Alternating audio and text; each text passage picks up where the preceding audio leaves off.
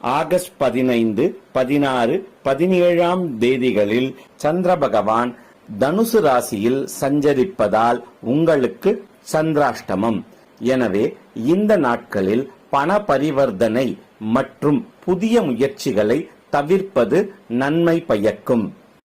தினம்தோறும் காலையில் லக்ஷ்மி அஷ்டோத்திரத்தை சொல்லியோ அல்லது கேட்டோ வர உங்களுக்கு இருந்து வரும் பணத்தட்டுப்பாடு நீங்கும். மேலும் தினமும் காலையில் வீட்டில் விளக்கேற்றி லக்ஷ்மி நாராயணரை வணங்கி வர ஏற்றங்கள் உண்டாகும். முடிந்தால் இந்த மாதத்தில் ஒரு சித்தர் சமாதிக்கு சென்று வழிபட்டு வர வாழ்வில் முன்னேற்றம் காண்பீர்கள்.